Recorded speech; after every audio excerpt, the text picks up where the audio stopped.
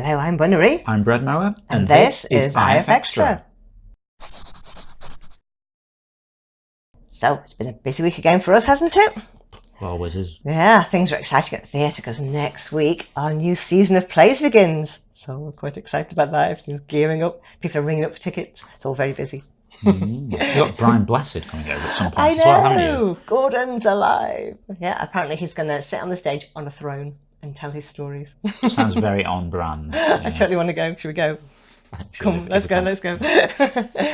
Okay, so what have you been doing this week? I've been doing a few bits and pieces. I fixed the quiz bug where new players got double points, except they didn't really get double points. It was just displaying it wrong. It's just to make them feel welcome on their first go. Yeah.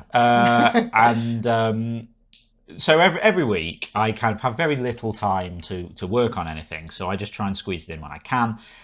So I end up doing quiz development on Sundays, which I'd previously agreed I wouldn't, and then I said, okay, well, I'll finish up by 2, so we get a chance just to make sure everything's fine, and then I didn't. So yeah, Ferret told me off, got told off, you told me off. Yeah, going to try not to do that this week. But yeah, so that quiz bug is fixed. I've also started doing a system so you can look at your own stats in like the leaderboards and things like that. But it's not finished yet because I haven't had time. Maybe it'll be done by tomorrow. I don't know. Okay, and if you do it today though? Yeah. Well, that doesn't affect the software itself, so okay, that's all right then. I think that's legit. Okay. Anyway, we'll have to see. So yeah, a few little updates like that. I think people like seeing their stats, don't they? Yeah. Well, we now, at the end of each quiz, we have a torrent of people going, show my stats. Yeah. And then, sometimes like we can't get through everyone or we lose track of who's asked and things. So, yeah. But if you had to see your own, that'll be awesome. Cool. Okay, now I think it's time to see who won this week's award. Picture of the Week this week goes to Simon Scott for Sid Tickman, the artist known for depicting pregnant ponies. That's an amazing tick picture. I love the interpretation of that description. Well done, Simon. My favourite description this week was "A wizard is sad because he isn't pretty" by Beanstalk. It's a good interpretation of the picture, and the guy just needs to realise that it's really what's on the inside that matters. And on the inside, he's a wizard, and wizards are awesome. Nice work, Beanstalk. Community pick of the week this week goes to Juliana for Blonde Vampire Girl is Laughing at Your Face. Such a beautiful picture. I love the dark background. Looks amazing. Well done, Juliana. They were amazing. Awesome stuff there as always. Cool. Okay, so what were we talking about last week on the forums?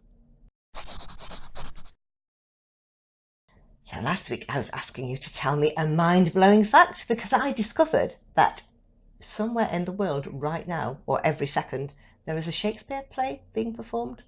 Somewhere in the world right now. That's quite cool. Yeah, I know. If anyone could see them all. So we got a few mind-blowing facts from you guys as well. So Whitney Jones said a ball of glass, if it doesn't break or bounce higher than one made of rubber. See, that seems a bit counterintuitive because, like, well, yeah, rubber's bouncy though, surely.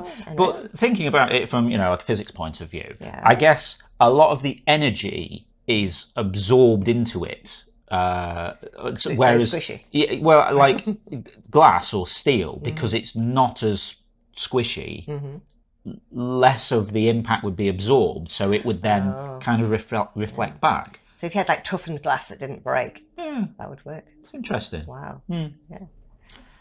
What else did people say? Well, Phantom musically said black holes emit a B flat. I wonder why. I didn't know that. What are they doing? It's very strange.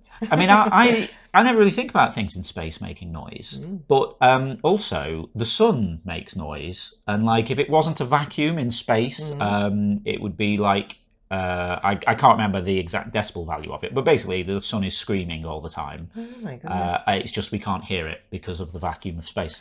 Thank goodness for that. That would It's be disturbing. like that episode of Rick and Morty. Yeah. I don't know that. So what do we know about pistol shrimps? Well, Anikian Cherry said, did you know that one animal can create a bubble that can reach nearly the heat of the sun?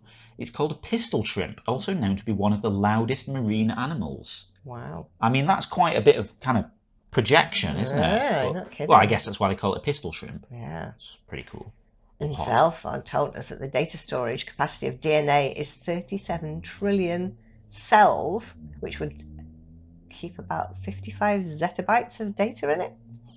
Yeah. I didn't even understand that. I mean, yeah, so that's quite a lot. Yeah. How do prefixes go? So, like, I mean, most people are familiar with like megabytes and gigabytes. Yeah. So then after giga, we have terabytes. I've heard of that, yeah. Petabyte, exabyte, zettabyte. Does zettabyte come after exabyte? No. Oh, it's at the end of the alphabet, I would say. But yeah, basically, zettabytes are big.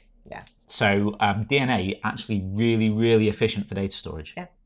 In fact, Zelfod said that all the data in the world right now is around 3 zettabytes. Wow. But our DNA could store 55 zettabytes. Yeah. That's mind-blowing, isn't it? Wow. Okay, well, that thread's still open if you want to send us any more awesome things. There was one other one as well, Ooh, yeah. Okay. Moo Moo Milk said something that I did know, but then I still learnt something from it. Okay. Natural gas has no smell. So, like, you know, the stuff you use for your fire and your oven and that. The smell people associate with natural gas is added to the gas lines to allow people to detect it before an accident occurs, which is why you can smell if there's a gas leak. Yeah. And that's just totally fake, just so that people could actually smell it. Wow. Now, I remember being taught this at school because we had like a gas safety thing once, and they used to give out scratch and sniff cards so you could learn what gas smelt like. And so, you know, you scratch it and you learn what the smell is, and you think, okay, if I smell that in future, it's gas, I need to, you know, tell a responsible adult. But then they had to stop giving them out because kids were scratching them at home, and then the parents were like, there's a gas leak, come on, we all need to get out of the house. Wow. Yeah, there were like kind of accidental call outs to the gas board. Cool. And that. Yeah. But yeah, anyway, Moo Moo Milk says the name natural gas is called mercaptan. Wow. Or maybe that's the smell. I've never heard of mercaptan. But no, I've not come across that. Let's look that up. So there you go. So I still learned something. Wow. Okay, let's see what we're going to be talking about this week. What is the weirdest food combination you've ever tried? I really like fried bananas with my bacon and eggs, which some people seem to think is strange. Another favourite is peanut butter with Marmite on toast. Delicious. If you'd like to chime in with that, then just head over to the general discussion forum. It's the pinned thread for the week, so you'll find it at the top of the thread list. Cool. Now, don't forget, tomorrow is Sunday. That means quiz night. Tell us what happens. Yep, every Sunday at 7 p.m. UK time over on our Mixer channel, mixer.com/interference, we run Zeitgeist, the interference quiz of the week, which is basically a live interactive quiz show where you get to play along and compete against the rest of the audience. I know. And I choose 5 of my favourite pictures from the week and build around those. So we have different topics, don't we? So all of the questions are based on this week's interference drawings. I don't see any of this ahead of time, so I get to play along with you. But I do see who the week's featured artists are. And I can tell you that this week they are Beanstalk, CMM, Simon Scott, Wunjoy, and Zelfod. Yeah, they're going to be cool this week. You'll be amazed. So, yeah, what happens is if, say, one of them's drawn a picture of a seagull, we might have a round on seabirds, perhaps, or seaside towns. Oceans. Yeah, loads of different things. We have a lot of fun trying to guess what the round's going to be before it starts. We do. Cool. So, but the way that it works is as you're playing along, we give you points if you get the answers right, and then we add it all up and have a leaderboard at the end. And last week, well, it was quite exciting, wasn't it? Wasn't it? Yeah, it was dead heat, would you believe it? Yeah, so we had Rubberfish and Grinning Goose both tied for the lead on 191 points. Yeah, that old rivalry, fish versus goose. Fish versus goose. They came out both on top.